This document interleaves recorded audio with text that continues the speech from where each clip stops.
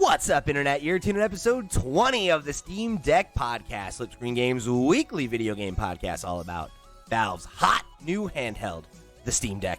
I'm your host, Pete and Bessie, joined as always by my partner in crime, Mr. Stephen Radford. Hello, hello. Hello, Steve. Welcome back to the last episode of the year. Indeed. What crime do you think we would be committing if we're partners in crime? What's it going to be? That's a good question. And what's your role in it? I feel like my role's pretty clear. I'd be like the hacker person who's like left behind to like patch into CCTV or something. Yeah. I think so. You'd definitely be like the guy in the chair. Yeah, you're the hacker. You know, we've got like one of those cool vans with like a mainframe in the back, all the like Minority Report screens, and you're like ticking and tacking and all that stuff. I think I would be the coordinator, you know, like the de facto leader, because we believe in a flat structure, but I mean like the person who like organizes all of the people. Like I would be the guy that pulls the people of all the disparate skills together and was Brains like, of the operation. here's the heist. Like, here's what we're going to do. You're the Danny Ocean in this? Okay. Yeah. I think that, because that's always been my role in every, like, organization I've ever been a part of, pretty much, has been, like, bringing all the weird people together and being like, okay, we all have different skills, but together we can build Voltron, you know? Does that make, if we're doing Ocean's 11, does that make me Don Cheadle and I have to do the terrible fake British accent that he does in that movie? Well, you have the accent. No, you have to do the bad American accent. That's what you do. Oh, okay. I've got to do the reverse. Oh my god, his accent in that film is so bad. Anyway, totally off topic, but he's so bad in that film. Anyway, we're here to talk about Steam Deck. We've got a jam-packed show for you today. We're going to be looking back on year one of Steam Deck. We're going to be answering a question about what games we're looking forward to next year. And, of course, it is the Steam Winter Sale. So there are big discounts on a couple really, really sick games. So we're going to talk about all that and more on the last episode of the year. Hey, thank you guys for joining us. Thank you for year one of the Steam Deck podcast. You know, I obviously, I guess we haven't had a full year of the show yet, but it's been really awesome to see all of the reaction and to see so much support for the show. So thank you guys so much for tuning in. If this is your first episode, if this is the 20th one you've checked out, we really appreciate you tuning into the show and being a part of it. And of course, like I said, oh no, go ahead. I was gonna say, well, we haven't really even had a year one of Steam Deck, right? We were meant to at this point, and like last year, it then got delayed because it was meant to be launching in 2021. It was meant to be that some of the first units went out in November, December time, and I remember you being super skeptical on our other podcast, on the Flip Screen Games podcast. It was one of your predictions this year that they just would not hit that February deadline that they said. They were like, we're just pushing it back 2 months.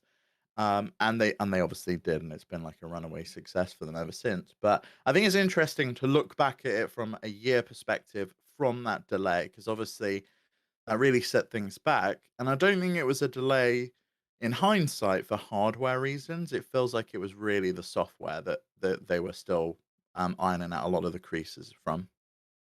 But even so, I mean, you have to imagine a lot of hardware iteration happened in that during that delay, considering, like, you know, we had that their show up at TGS last year, right? And we saw the many iterations that the Steam Deck went through, and knowing how they've, you know, last week we talked about how they're making changes even now, right? And iterating as it's, you know, heading to the factories. So I would be surprised if there wasn't some additional hardware iteration during that time, just because of they seem like they can't stop.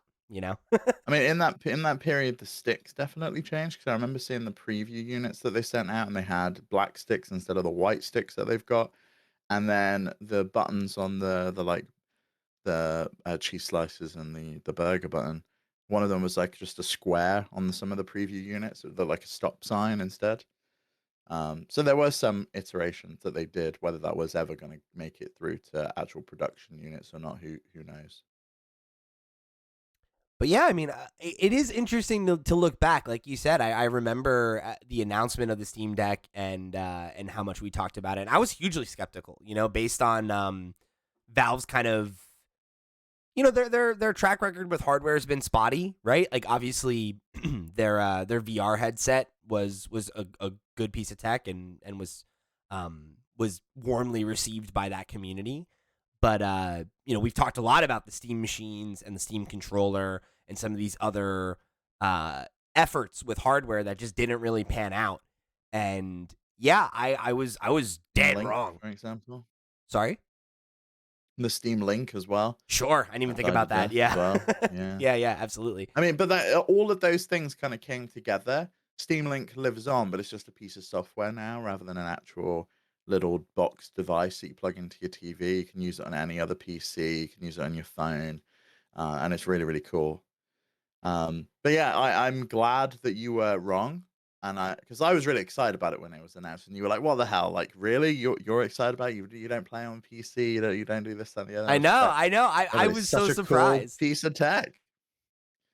Yeah, I Yeah, and mean, it's like a tinkerer's dream for me. It's really awesome. it's very interesting because you said like it's funny to look back in hindsight and kind of have that thought, right? And like if you told me, I think that's probably the second, like in hindsight, the second dumbest thing I've ever said on a podcast, you know, or at least on this podcast. Because it's like now it's like a cornerstone of our content, right? We have a show we do every week about it. It's like, well, Yeah. I barely played my Nintendo Switch this year in comparison to my Steam Deck, you know. And if you had told me that then, right, like I would have never believed you. You know, I would have said you were crazy, right? If you were like, oh, I bet you're gonna get one, and we're both gonna love it, and we're gonna start a podcast about it. I would have been like, you're high, you've lost your mind, right? Like, and here we are, you know. Yeah, because I remember I got my pre-order in straight away, and I don't know why you didn't, because it was $5. Like, you should have just been like, "Okay, I'll get my pre-order in Yeah, immediately, and if I it just comes didn't. through, then" I didn't think I would want one, you know, and like I think the bigger part of it too was also like was getting married that year and everything, and it was like a Yeah. big Yeah. expense, and it was like a thing that I'm like, I don't need this, right? Like this isn't an essential thing for me. It's a toy that I'm gonna buy, and I'll probably barely use it, and it'll sit around and collect dust, and you know, um, Yeah. like so many things do, right? Like even when I bought it, I didn't think it would become a major part of my diet, right? I didn't think it would be one of the primary platforms I spent time on during the year, like it was. Yeah, and obviously, I think that a lot of people have found that out, and, um, you I know you probably can't talk about it, but I know you've bought a second one now, for someone That's else in your correct. life. You can say, I just can't because So Pete's bought a second Steam Deck for his wife for Christmas, and I'm guessing she's opening it tomorrow then if you're doing yes. gift Yeah. giving? It's literally right behind And me she's got actually. no idea? No. That's exciting. That's There's exciting. there's a bit of a story behind it that I'll explain on the first episode in January if you When want you to can, remind me yeah. when I can. Yeah, but right now there's, it given the recording In environment. earshot. Yeah. Um so yeah, we could talk about that more. But yeah, and I'm excited about that. I'm excited to and it's funny. I've evangelized it to a lot of people. My bandmate Me too, M bought yeah. one because of actually they took my reservation. When you got one and liked it, I put a reservation in then, and then I famously jumped the line by like several months because um a member of our community, Mango, who's like a mod on the Discord and the Twitch channel and all that stuff, had a pre-order that he wasn't going to be able to fulfill. So he heard me What a mention on the hero. yeah, absolutely. He heard me mention on the podcast, and I was like, oh, if anybody has one and they don't want it, let me know. And he hit me up like I think like maybe a week later, and was like, I have one, and it's coming through like in the next couple days. So if you want it, let me know. And yeah, and it was a real game changer. Yeah, oh, absolutely. I remember getting that in, and not, obviously it blew up our content as well. Like we would, I don't, there's no way we would have hit 1,000 subscribers this year on YouTube, which I'm really proud of. If we hadn't started making Steam Deck content, but it was just really exciting to get it in my hands. It was like this new cutting edge, bleeding edge thing that you get in your hands, and it's not like a new console. It felt like something different, and I had all these reservations about it, right? Like the layout, is it going to feel comfortable in my hands? Because I've got really small hands for a man. and it fits perfectly.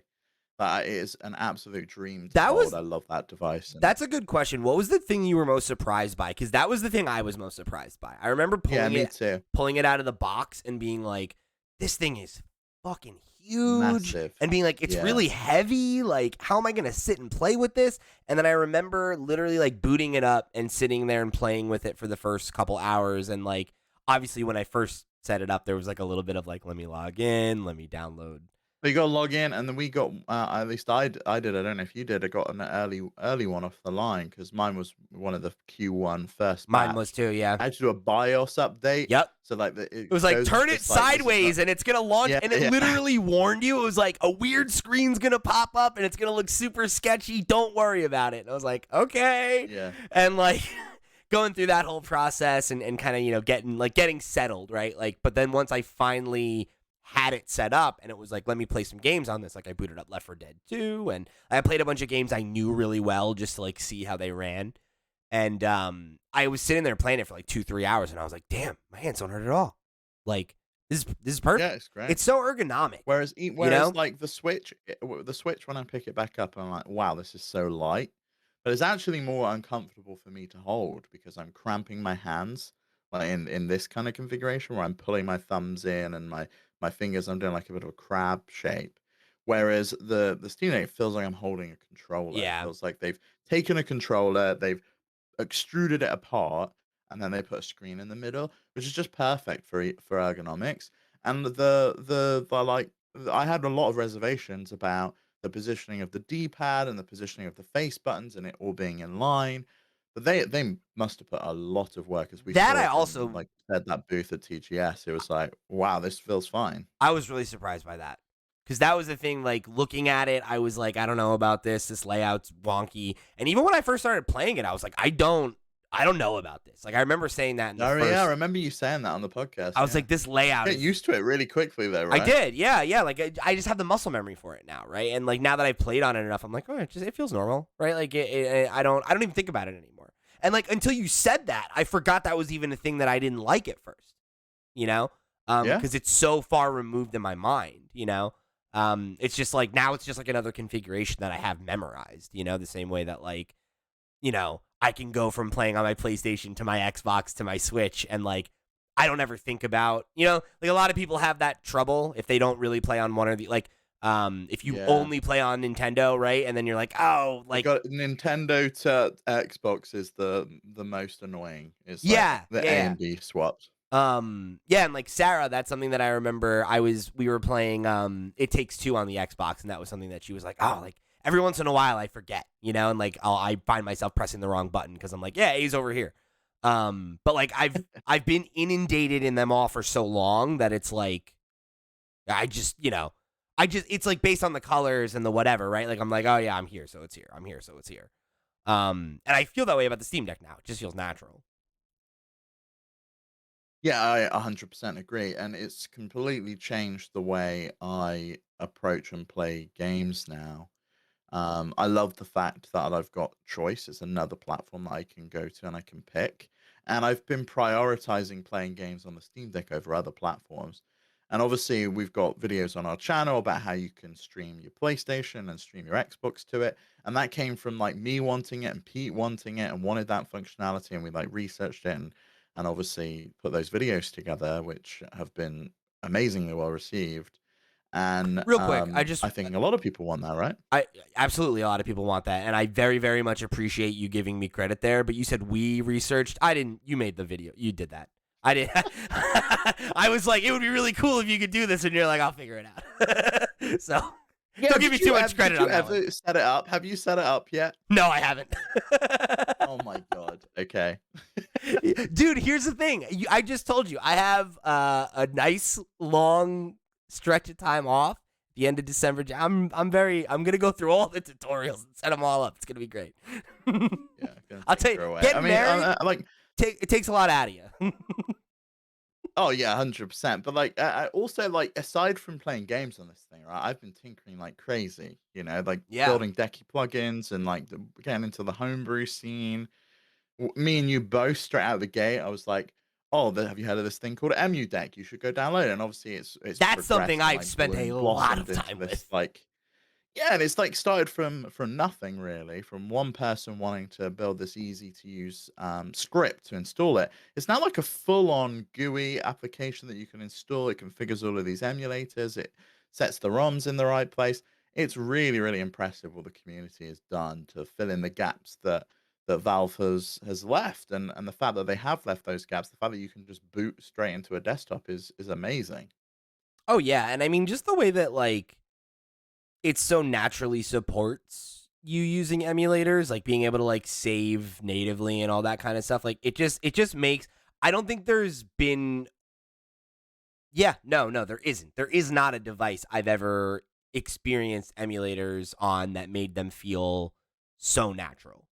And it just feels like native software, and I think that's so impressive. And yeah, it made it where like especially in the early days of the Steam Deck, most of my time was spent going and playing retro stuff because there's so Yeah, I remember you many. doing a stream of like Tony Hawk and stuff. Yeah, and it was a ton of fun. And I beat Underground again, and I got pretty far into Underground too, but I just don't like that one as much. Underground is like one of my favorite games ever, and it holds up very well.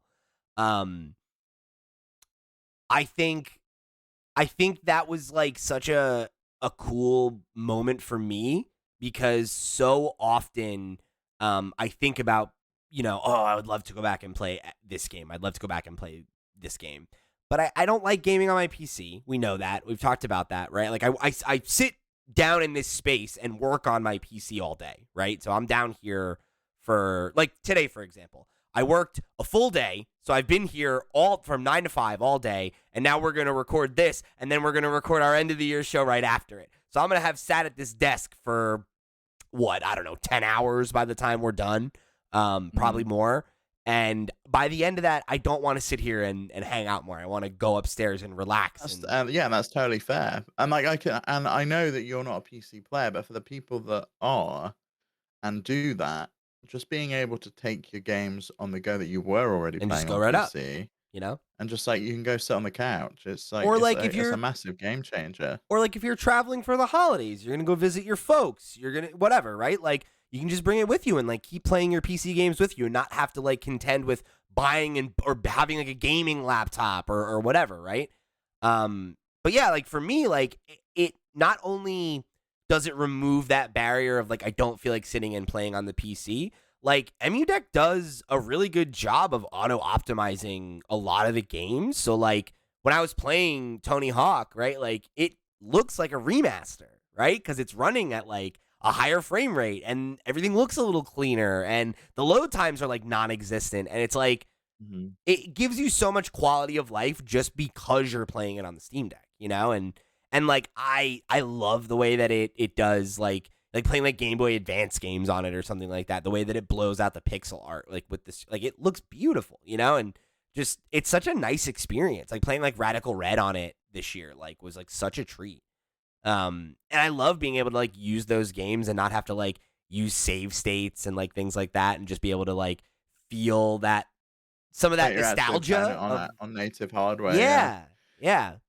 Yeah. That's a big I part of mean, the I still experience. love save states. I do love the fact that you can configure that, and, Sure, like, in the sure. new EMU deck, it's got, like, those back buttons which will save and load states and Yeah, I'm things, which is really definitely when cool. I update EmuDeck, I'm trying to like make one of these. Like I'm gonna do like a comment. Like if I press both of these, it like clicks a save state, and like I both think of that's by these. default now. Oh yeah. It sets up, Oh, okay. it adds in a Nice. bunch of controller That's configurations awesome. that you can select from, which is really cool. But yeah, I'm massively blown away, and obviously Valve has I would imagine been very proud of the success that they've had. Like they won't talk about it publicly, as we spoke about with Lawrence Yang Yeah. and Plagman's interview last week.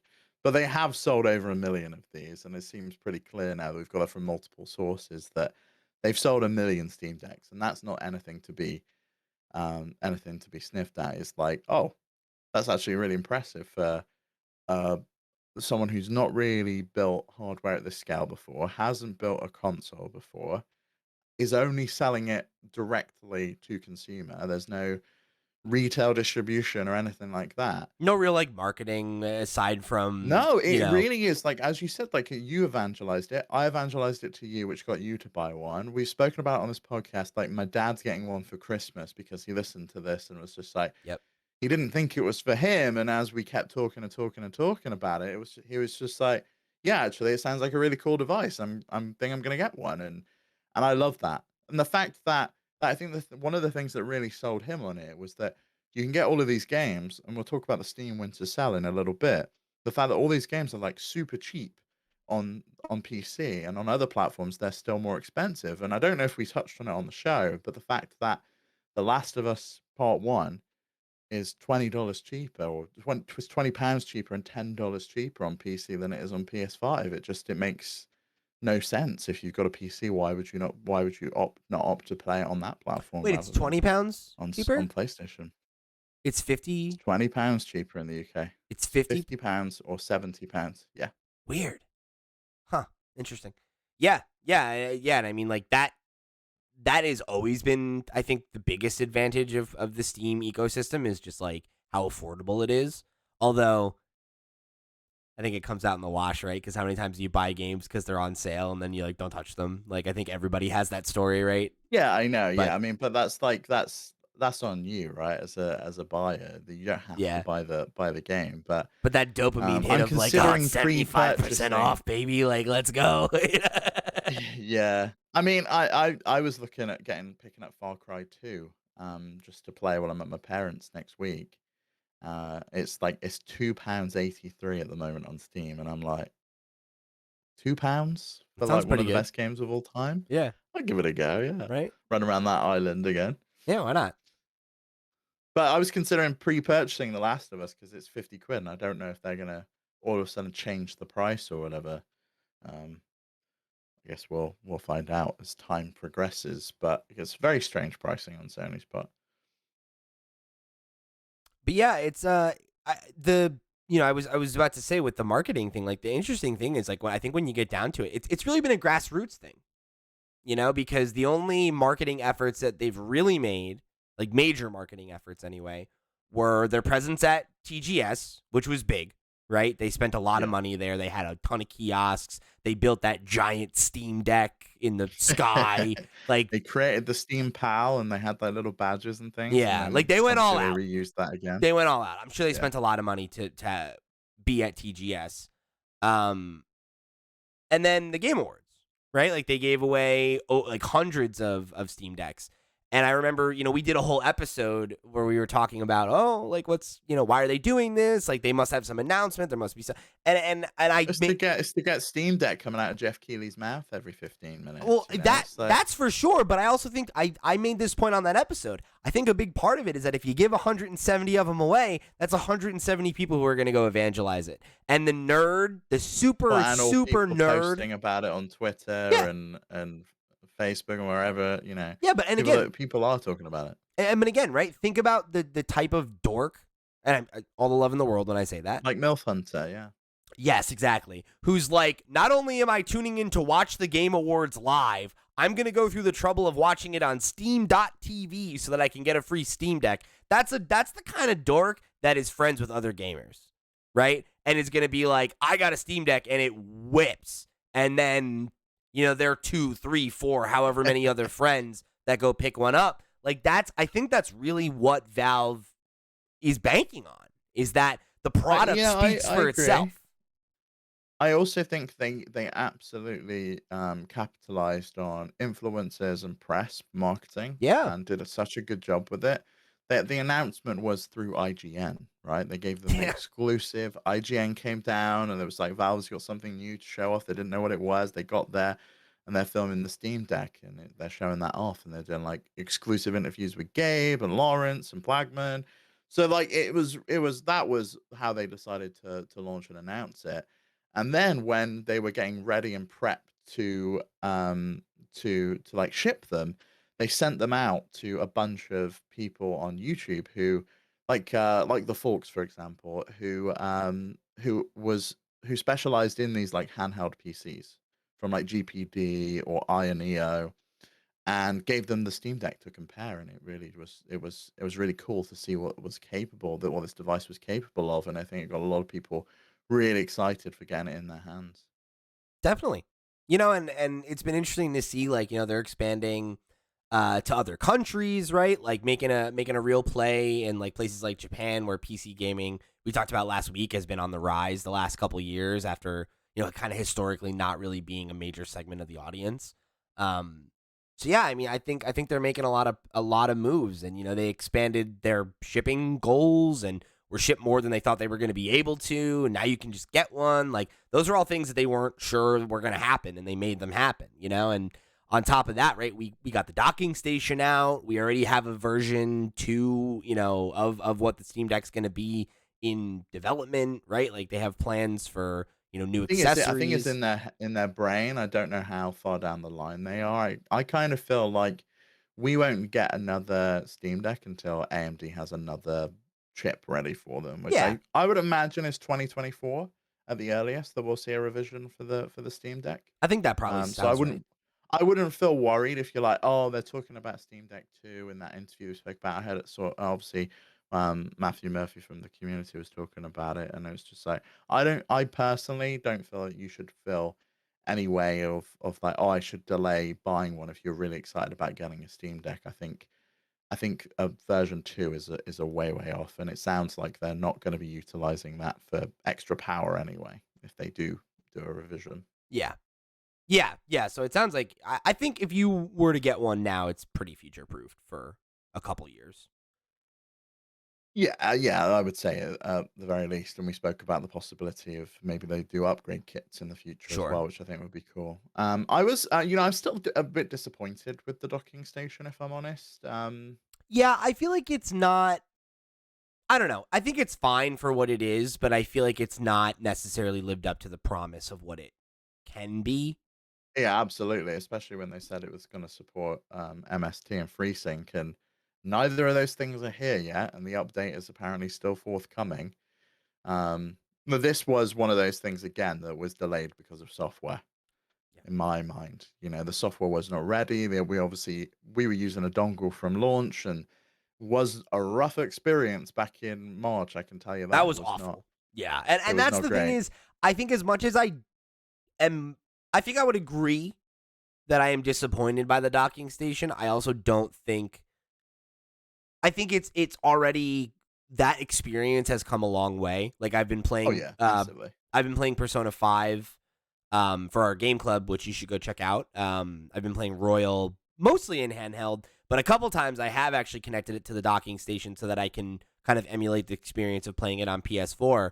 And it's not the resolution's not quite as high, but the frame rate is higher, and it is a great experience. And like, that's something that You can wasn't. change the resolution. I think you probably could get it up to 1080p, which I think is what it output on the Yeah, PS4 which would be anyway. fine if I can get it up to that. I've topped it out at, I think I've been playing it at 720.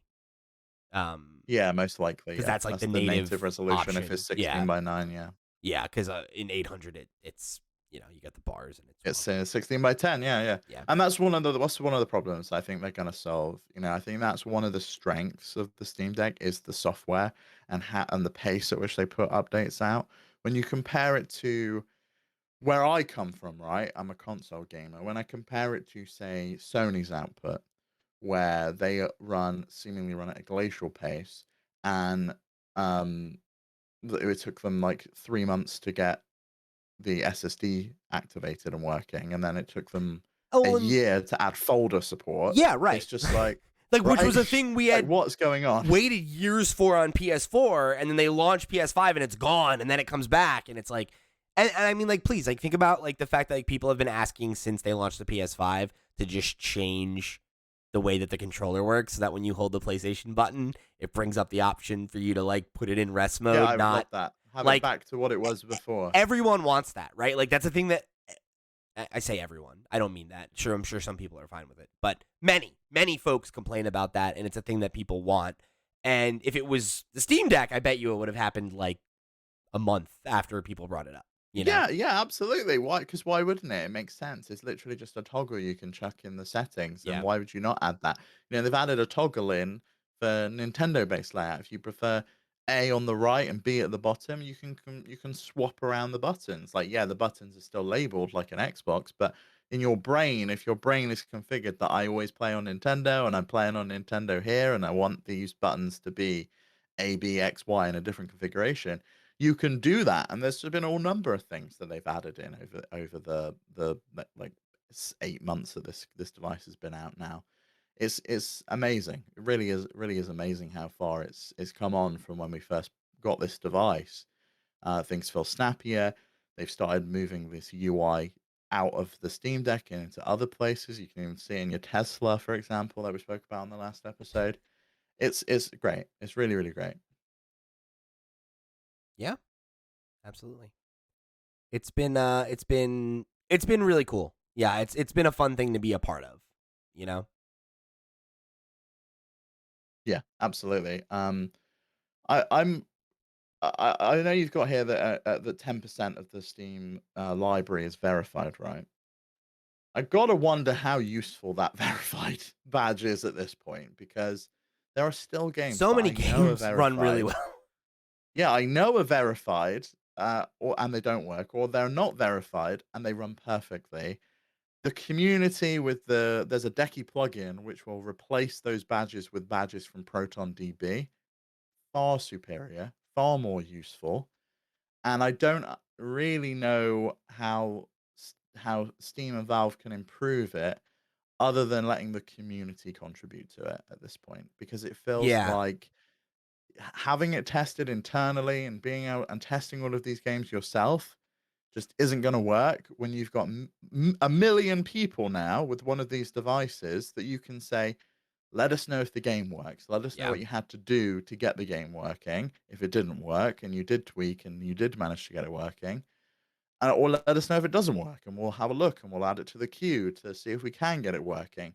I think that's something for 2023 that I'd like to see them work on, is improve that verified program, because there's some as well that they're marked as yellow because of something really minor, like the font's a bit small, or the keyboard doesn't automatically come up, so you have to use the shortcut. And it's like, I think that puts people off when they see that yellow Yeah. badge and it's not Steam Deck verified. They're just like, well, I'm not going to buy it then. That's why I don't like either that, like, when you go to the store on Steam Deck, it auto takes you to the Great on Deck page, and it's like, well, like, is it though? Like, because I always feel like before I buy a game on Steam Deck, I go and Google and I'm like, what is the performance like? And I read people's accounts and I try to, you know what I mean? And I'd rather have a community, yeah. And even if they kept the regular Steam, rating, I want them to give me something akin to like the user reviews on Steam that are just specific to That people would who be are playing great. on Yeah, deck. like it's like what Proton DB has. Like, Mm-hmm. you can go and it makes you log in initially on Proton DB. You have to log in on it on your Steam Deck to verify that you have a Steam Deck. And then once you've done that, you can leave reviews and say, "Oh, it worked fine on my Steam Deck," or "I had to do X, Y, and Z." And the community's done a great job at that. And I think you can just do that, add it to the review section, like you said, Yeah. and just have a checkbox like ran perfectly on Steam Deck, Mm-hmm. and you can have that it's verified by a user. Valve knows that this person bought a Steam Deck, has been playing on the Steam Deck, because obviously they bought it directly from Valve. And I feel like that would solve a lot of the problems. And then eventually they can, I mean, maybe they have like an officially verified badge, or like verified by the community, or show how many reports they've had, that kind of thing. Maybe Yeah. like 10 people reported that this game didn't work versus 100 people reported that it worked. Agreed. Yeah, I think there's so many other things that they have greatly improved the experience by opening it up to having some kind of community feedback. Like we talk all the time about how much the controller mapping like is a huge game changer. So yeah, I think doing something similar where like be like, oh, it's unverified by Valve, but the community says it works, right? Would be like, okay, cool. Like that would give people confidence, right? And if you could have a discrepancy where it's like, it says it's Steam Deck verified, but then it's like a red dot where it's like the community's all like, no, it's no good. Like that would communicate to Valve, oh, there's a problem with this game and we need to fix it. And Yeah, like like The Witcher 3 is a great example, right? It was Steam Deck verified. They released the next gen update. We had a Proton update, and we had to have a hot fix to fix The Witcher 3 because it got broken in the process. And that's not, that's not the developer's fault. They were making the next gen update. They built to the latest version of DirectX. That was something that Valve did need to fix on the Proton level. And that does need to be communicated to people. And maybe there needs to be also a process of being able to roll back updates if possible and like go back to the previous version that was working. Because we had the similar issue with Jedi Fallen Order and a bunch of EA games that stopped working because they switched over to a new EA app, which has only just been fixed on the stable build of SteamOS 3.4, which released this week. Prior to that, the only way you could play those games would be going over to the beta branch, which is not a great experience at all. And that again was actually the fault of EA, and they should have really tested it, especially knowing that this was probably going to break for a lot of people. I think developers need to be a bit more conscious now, especially as this becomes probably the single largest like gaming PC, right? In terms of it's single a unified configuration. platform, right? Yeah. There are obviously millions of PC gamers, but they've all got something different. You're pairing a different GPU with some different RAM and some different CPU and a different motherboard and cooler, and like the whole configuration's different. Versus there are over 1 million of these in the wild, and they're all identical. They're all exactly the same, and they all have the same power profile, and they're all running the same software. I think as it grows and expands, I think developers will become more mindful and will make sure that it works on this before they even release an update. I agree. So there was one other thing I wanted to touch on here. Um, because we also have a Nintendo podcast, right? We're big fans of the Switch. We met because of doing Nintendo Switch coverage, right? So it's obviously something that we've been following since launch, and we're big fans of the platform. I don't know if I think this. It's something I've been thinking about lately, and I'm interested to hear your thoughts. I Mhm. think a big advantage the Steam Deck has been that as it's come into its own, I think the general the hype around Nintendo Switch I think is waning. Right? Like it's obviously still selling very well. It's obviously still a successful platform. Valve crossed 1 million Steam Decks sold this year, while Nintendo sold about 1 million Switches in the last week, right? So that's it. They're obviously apples and oranges, and I don't think we need to. It's not about comparing them, right? But I think for But it is a natural comparison to make, and it's one that a lot of people do make, right? A lot of people yes, have a Nintendo Switch, and they want to know what the Steam Deck gives them over the Nintendo Switch. And I know your question, right? It's like when we get a new one, are people going to care about the Steam Deck anymore? yeah, and I wonder, and I think largely they're different audiences, right? Like I think that there are literally millions of people that will buy a Switch or a Switch successor that would never ever pick up a Steam Deck, would never hear of a Steam Deck, whatever. Or at least theoretically, right?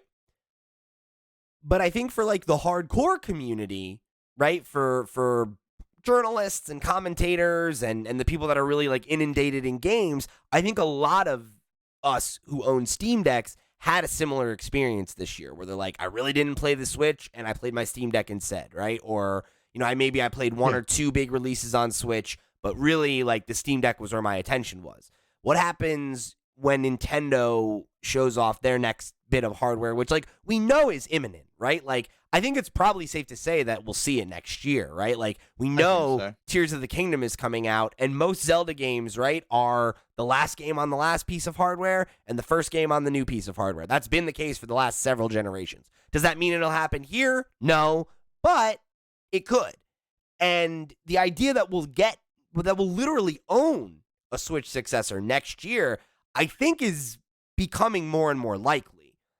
And I think for those of us that already own a Steam Deck, right, there's going to be use cases where even if, we'll call it the Switch 2, right? Even if the Switch 2 was, you know, better in every single way, right? Like even if it is Which it will be, right? It's gonna have an OLED screen, it's gonna have better battery, it's gonna be more powerful, it's gonna support different games.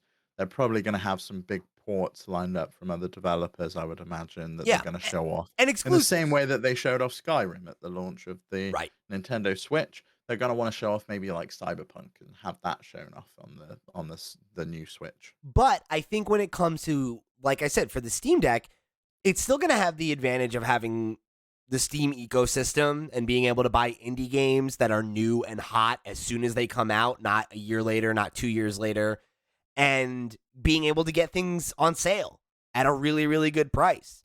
And, Yeah. being able to play AAA games that are never going to come to a Nintendo platform, right? Well, I don't know that they will never come to a Nintendo platform if the platform can support. I actually think where we're going to land with the new Nintendo Switch is a hardware that is approximately in performance to the original Xbox One. The like big VCR that it can support a 900p output and then use DLSS to upscale it so it looks nice and on your screen because obviously it uses a Tegra chip.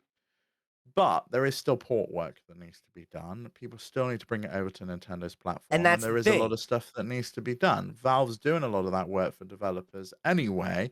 And I actually think the biggest selling point for me on the Steam Deck is the fact that it's an open platform. We are never, ever, ever in a million years ever going to see Nintendo letting you just install Dolphin and play old GameCube games Right, right. on your Nintendo Switch. And But you can do that on your Steam Deck. yeah, and the other thing, right, is like I think even like what I was getting at was saying like things that will never come to Switch is like not even necessarily because it couldn't, right? Like even if the hardware is analogous, there's lots of games that just won't come to Nintendo platforms, right? Like there are plenty of games that are on PC that are not on Switch, right? And like There's a plenty of games on PC that are not on console. You know, right, Vampire Survivors came to console in November, and had been on PC in early access since last November. It took a year for them right, to bring it over to another platform. I was playing it for months before it was even exactly. announced that it was coming to Xbox. And I think those things, those differentiators aren't going anywhere, right? Like I think for us, for the community that already is in on Steam Deck, um, a new, yeah, like will we maybe divide our time more between handheld? Sure, that might happen, but it's not It gonna. depends what games are coming out, right? Because Right, this year for me, Nintendo was a dud because I don't play Xenoblade and I don't play Pokemon. So I really was only there for Kirby and Splatoon. And as we spoke about on Nintendo Noise, Splatoon really didn't hit for me. So I had one game from Nintendo that I really cared you didn't about even this finish year. it. And I didn't finish it because I was busy playing other games like Elden Ring and I was playing stuff on my Steam Deck. I was addicted to Vampire Survivors. And I can't foresee that changing.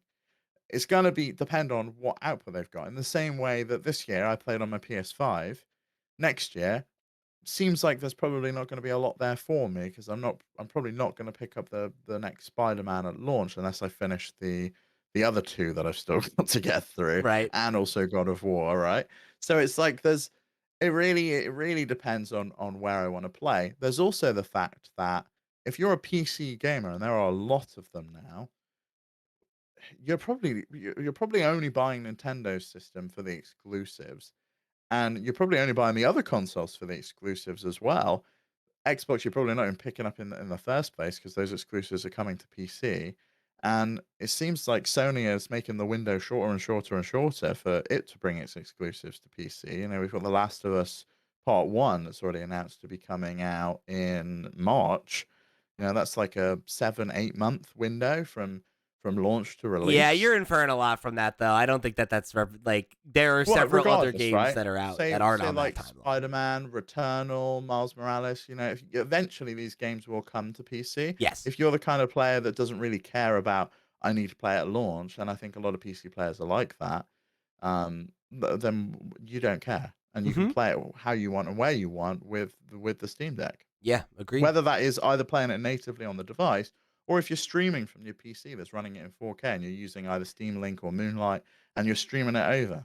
Yeah, yeah, and I think you're right about that. I guess I wonder if it is the thing where like are there people that will be less likely to take the plunge on the Steam Deck now if there's this shiny new thing from Mm, Nintendo. That's quite more possibly. I think it accessible. depends what they're buying it for. I don't think Yeah. people. I think the Venn diagram of crossover is very small. The people that are really hyped about a new Nintendo console and really hyped about the Steam Deck. They may, Valve may lose out to some people who were interested in something and wanting to play bigger games that may now come to the Switch too. But Yeah. I don't think it's going to be that big of a deal, and I don't think it's going to eat into Valve sales all that much. Yeah. I think you're probably right. I think it's also like they're not they don't really care that much, right? Like the number of Steam Decks sold is less important than like getting people in the ecosystem and spending more Well, money I'm and building out a platform, right? They yeah. want to build out SteamOS and have that as a platform that they can then allow other PC makers to install on their devices, and then Right. you're really locked into the Steam ecosystem. Yeah, right, exactly. So yeah, it's been a heck of a year. It's been a heck of a year with the Steam Deck. It's definitely had a big impact on our lives, not only as players but as content creators. Obviously, it's been huge. So, yeah, I have I have a real soft spot for the Steam Deck now. Like it's Yeah, it's me too. it's it's uh it's like a big part of what we do, and I'm glad to be in the ecosystem, and I really enjoy my time with it. Well, it's also enabled me to play a bunch more games that I would have never have touched. Like I just wouldn't have played PC games this year. Yeah, Think about Stacklands, for example. I wouldn't have played that. I wouldn't have picked that up. One of my favorite games this year. Same deal with Case of the Golden Idol. Wouldn't have played that. and I One think of my favorite games. for me it was a thing too where there are types of games that I played, like Multiverses was an example. That was a game I was really into, and like most of my time with it was on Steam Deck. Right, originally I was playing it on Xbox, and then I gravitated towards playing it on Steam Deck because it was just such a great experience. And I'd like play it on the TV, and then when I wanted to head up for bed, I'd take the Steam Deck and I'd keep playing. And it having like cross progression made it super easy for me to just jump in, jump out, and just spend my time where I wanted to spend my time. And I've really Yeah. appreciated for that. And like several of my games of the year, I only played on Steam Deck, Yes, me too. which is pretty cool. So we got some more to talk about here, but let me remind you that this episode of the Steam Deck podcast is brought to you by our Patreon producers for the month of December. For the very last time, they are Christian Oliveria, Christopher Valenz, Gabriel Hasselmeyer, a.k.a. Asobi, Mary Berry, Wakhula, and Zaid Ida. Thank you all so much for your support this year of the Steam Deck podcast and all of our sister shows. Y'all are the realest of the real, and we greatly, greatly appreciate you.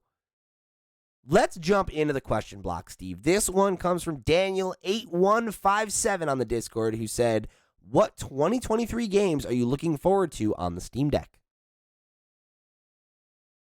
This is an interesting one for me. I had to think. I had to think hard about it because there's a lot of games that didn't come out in 2023 that I want to play on the Steam Deck. But there are also a lot of games that I'm excited about to play on the Steam Deck, which will be coming to the Steam Deck, if that makes sense. Like The Last of Us Part 1, for example. It's a 2022 game, but it's coming to PC next Right. year. So it's not technically a 2023 game, but I'm still really excited to play that on the Steam Deck. I've been itching to replay The Last of Us, and I just can't be bothered to play it on on my TV. I've played that game before. I know the story. I want to play it in comfort in my bed. So there's The Last of Us. And Ooblets, I'm pretty sure, is going to get a release on Steam for the first time. It's been exclusive for the Epic Game Store, but it does have a Steam page now. So I think we're going to get a Steam release of Ooblets. So I'm excited about that. And then there's a few other ones that are confirmed that I'm really excited about. Hades 2, obviously, that just got announced. I'm really excited to pick that one up in early access. 10 Dates, which is the follow up to one of my favorite FMV games of last year, which was 5 Dates. Love it. I will be streaming 10 Dates. 5 Dates was one of my favorite games last year, of last year, and I played it for the first time this year on Steam Deck. It was really, really good fun. And then Fears to Fathom, Carson is coming out, which is they're like really cool. They're built by one person. The little horror stories that the guy gets suggested on Reddit, and then he builds them into video games. They're like true stories that actually happen to people, and Okay. they're really, really fun. And he builds them into little games. Baldur's Gate 3, that's coming out into 1.0 next year. That's Really on my excited about list. that one. And then Hitman 3 is getting an update, a freelancer, the freelancer update, which is going to add a bunch of content and just like ongoing end game stuff that I'm really excited to dip back into. Again, not a 2023 game, but an update coming in 2023 that I'm really excited about. So that was my list. Yeah, so I mean, I definitely am with you there on Baldur's Gate. That's one I'm looking forward to quite a bit. This was interesting for me because I think when it comes down to games I'm looking forward to on Steam Deck, I don't think of it as a platform I look forward to releases on in that way.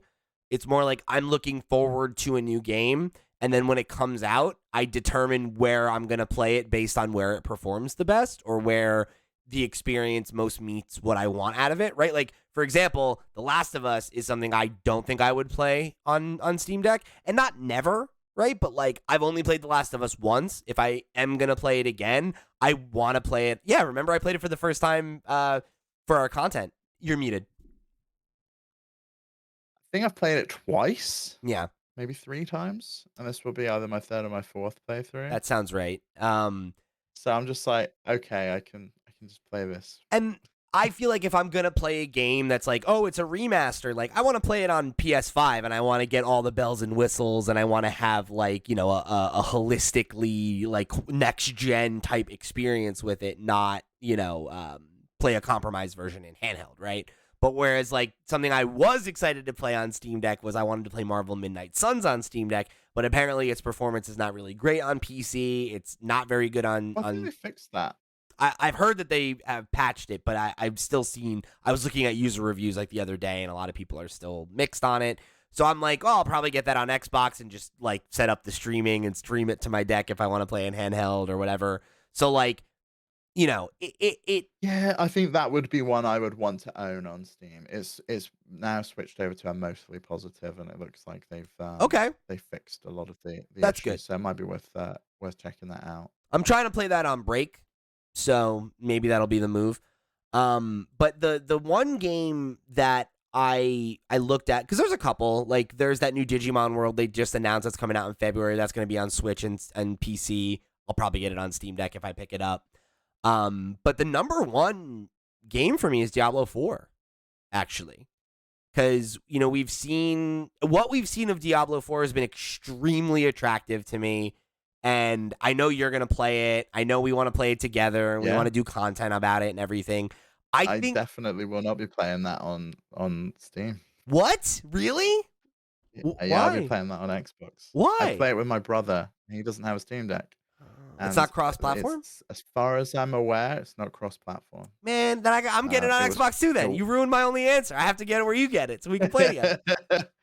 I also don't know if it is confirmed to be coming to Steam Deck. It's coming to The PC PC though. release will I'm be sure it'll. the PC release will be through Battle.net, and I don't know how well that's going to Oh, play damn, you're with right. Steam. Oh, I didn't think about that. I'm over here like, yeah, it's a PC game. Of course it'll work. See, this is my Yeah, problem. it's a PC game, but it's coming through Battle.net. So Well, whether that will work or not fine. remains to be Okay. seen. You Obviously, shat they my got Overwatch. cornflakes. They I got get it. Overwatch 2 working. Yeah, that's true. That's Yeah, work. it's a That real works. shame. So maybe. I do wish it would come to Steam. Same as Diablo 2 remake. It was amazing game. Did you ever play Diablo 2? Actually, I don't think Diablo 2 is the one for you. No, I never played it. I had Diablo 4 looks a lot more like Diablo 2 than Diablo 3, though. I didn't like So I think if Diablo you're 3, gonna but play 4 one, I think seems really Diablo appealing. 3 Like is what really I've good. seen about 4 really seems like it's my jam. So I'm excited to play that one with you. Yeah, that's fair. Diablo 2 is always got a sweet spot in my heart. I know that Of story like the course. back of my hand. It's great. Yeah, no, Yeah. that's one of the all-time greats for you. So the other thing we wanted to just quickly touch on was the SteamOS 3.4 release. There's not really anything here worth talking about because we've talked about these updates as they've come to beta. But the one thing that we did just kind of want to just give everybody a bit of a PSA on was an impact that's actually going to take effect for the 3.5 update. So Steve, why don't you explain? There was an issue with EmuDeck. Yeah, so they released 3.4 on onto stable. It's been in beta for a while, but they did make one change that was a breaking change that no one knew about, which was they changed the path to the SD card mount, which is where the SD card is on the file system. So for anyone that was had software that was looking at your SD card, say for example, you set EmuDeck up to put all your ROMs on the SD card rather than on the internal storage, which I know a lot of people do. It broke. It just completely broke. It would not find the ROMs anymore, and you would need to manually map it. So they rolled that back in 3.4.1, and they're going to defer that until the 3.5 release in the new year to give the EmuDeck team a bit of a chance to patch it, and obviously any other software that's using it as well. My plugin Tunnel Deck was also broken, so I need to go and see if that's now been resolved in the 3.4.3 patch that's been done. So there is going to still be some work that needs to be done by people. It's been kind of kicked down the can, so to speak. Yeah, so we just wanted to give everybody an update there, just so if you are an EmuDeck user, like we know many of you are, that you can have the time to go and get that, all updated and everything before 3.5 goes live. So yeah, now you know. All right, so before we get out of here for the year, right now is the Steam Winter Sale. There are a bunch of really good games that run well on Steam Deck on sale. I wanted to highlight a couple of them. I don't know if you had any that you were excited about, Steve, but couple really deep No, discounts. most of them are the same as the autumn sale, which I feel like was yesterday. Like I feel It like was this very we've recently. blown through like a few months, like it was just gone, and like I don't know where the weeks have gone. And now we're into winter. There are a So it's couple. kind of There are a couple crazy. key differences. There are a couple games like I don't believe Uncharted Legacy of Thieves was out yet, or if it was brand new, and it's already on sale for It was, yeah, it wasn't. $34, which is a great deal. Um, Yeah. for like basically a new game. 3 games or 2 games? Two, yeah, it's Uncharted 2 4 and then games. Lost Two. Legacy. Yeah, it's good. Great, Yeah. great deal. Kidding me? For $34, good games too. Great games. I might pick that one up, honestly. God of War, $30. I'm hoping that you'll take the opportunity to snap that one up. $30. See, I can't decide if I'm gonna play it there or if I just buy PlayStation Plus and play it there. Yeah, I mean, I think it would be better on PS5, but I also know you, and I think you're more likely to finish it. I've got the option with PS5 though, right? can Where do I the can stream Chiak. it and I can Yeah, play it if I want to. maybe you So just do that. I probably would end up doing that, yeah. But just get it. Either way, get into it. But we got a couple other ones. Elden Ring, Game of the Year, of course, $41. Not a deep discount, but a pretty good one. That's a good discount. That is a good discount on that game, and it's a really good game. I've been considering starting that again because I'm insane.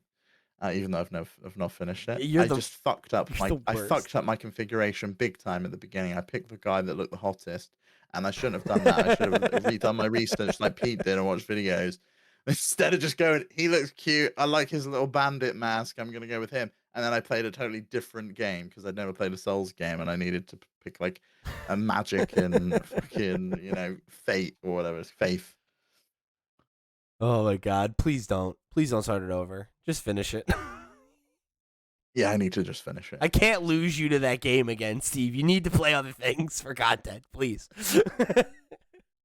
But speaking of Souls games, Sekiro, also a Game of the Year winner, $30. Spider-Man is $44.99. Miles Morales is down to $37.49. I think that's the cheapest it's been so far, which is pretty good. FF7 Remake, which we talked about last week for being notably one of the few games that's $70 on Steam. $70. It's on sale. It's $39. It's $39.89. It's like $40. Pretty good. Is Crisis Core on sale as well? It isn't. No, that one's full No, price. I looked at that. But something that is on sale, which we just talked about too, Witcher 3. After we just had that big update, only $8. Great deal. $4.99 in the UK. That's mental. Or for the complete edition, it's $6.99. I think that's what I was looking at was the complete edition is $8, I think, in the US. $6.99 for that game. Which is I know sick. it came out 6 years ago, but that's just madness to me. Well, and they just updated it, so it's like it has all these new features, and like it's like that's pretty good. That's good. We got Hades, $12.50, Horizon Zero Dawn and Days Gone are both $16.50. Doom Eternal, $10. Persona 5 Royal, $41.99. Vampire Survivors, $4. You can get $1 off. Stardew Valley, $9. The DLC and the DLC for that's great. Love the DLC for that. Haven't even. I got to get through the main game before I do that, but I'm still playing it, having a lot of fun. All of the Age of Empire games are on sale. You can buy all of them, including Mythology, for $47.83. I already own Age of Mythology though, so it's fine. Don't worry. Yeah, I know, but you don't own the good games, which is Age of Empires. So Get out of here! Get to it, Pete. You're a monster. The good games. Look, you can like yours the better. Far You don't have to Cry talk games. about mine like that. Come on. Yeah, all the Far Cry games on sale, all the Halo games on sale, all the Need for Speed games on sale, Assassin's Creed. There's like so much. Get them for a nickel. Like, yeah. so much. You'll find something for sure. I like I said earlier in the show, I'm thinking of picking up Far Cry 2. I think it's £2.83 or something crazy. Dude, I hate myself for how much I want to buy The Witcher 3 for $8. Are you actually joking me? How many times have you tried to play that game? So many. I just don't like it, and I want to so bad. Yeah, I know. I really want you to like Elden Ring too, but you don't, and that's okay. Not every game is for you. How many Pokemon games have I bought over the year? And I just hate it. I do not like this. I hate it because it's like there's so much about The Witcher that does speak to me, right? Where it's like I'm like, oh, okay, like I like the world, like I like I like Henry Cavill. Yeah, but I don't know, dude. Yeah, it's just not for me. It's not for me, but I want it to be. And I'm like, maybe this time it'll work for me if I spend $8 more on it. Like an idiot. Yeah, maybe. Probably not, though. Probably not. Better thing, though. You can get Resident Evil 2 for $10. Great deal. The remake? Yeah. Well, that's a good deal. Castle Crashers, Also, one of the best games ever made, $3. 5 dates, £3.73, 62% off. Please, if you like FMV games, I implore you to play 5 dates. It's very, very good. It's my favorite FMV game. Celeste, $5. One of the best platformers in the last 10 years. Hotline Miami, $2. Like Dishonored, one of my favorite games of all time, $2.50. I'm buying that. Are you kidding me? $2.50? Red Dead 2's on sale again as well, 67% off, down to £18. Cheapest it's ever been, I think. Yeah, I think it is. Pretty good. That's what I'm saying. There's gold on here, man. There's gold on here. So you gotta get out there. Oh, dude, Shovel Knight Treasure Trove, $20. Come on. Yeah, there's some good stuff. Let us know in the comments what you pick up in the winter sale. Because when I come back in January, I want like ideas to like quickly snap up before the sale ends on the 5th. Yeah, it'll be really, really quick. So make sure you write in with your thoughts. But yeah, that's going to wrap it up for us today. Thank you guys so much for joining us here on the last episode of the Steam Deck podcast for the year. And again, thank you all for an incredible year one. And thank you for becoming subscribers, supporters, all of you guys. You've really, the welcome for this show and the Steam Deck content has been through the roof. And it's been really cool that as the channel has grown, the number of mean people has not grown. So I'm really, really appreciative of that too. So thank you for all of you new people. Yeah, we've had a couple of actuallys, but I appreciate any kind of constructive comment. Yeah, like I'll take a actually person over somebody who like tells us to like die, right? So like I'm pretty happy. Our on base percentage please of don't do that. Nice people is very high. So yeah, thank you guys again for all the support. It's really been a wonderful year, and we are so excited for what we've got cooking for 2023 and beyond. So yeah, thanks for being a part of it. We really appreciate you, and I hope whatever you're celebrating, I hope you have a happy holiday, and I hope you get to spend it with some people that you love. Yeah, absolutely. And we shall see you in the new year. Yeah, happy New Year, everybody. So that's going to do it for us here. Remember, Head over to the website, flipscreen.games. You can find links to the Discord, to the Patreon, to the Twitch channel, to the YouTube, to all the places. Wherever you go, wherever you do. Thanks for tuning in. We'll see you in 2023, everybody. Love you guys. Stay safe.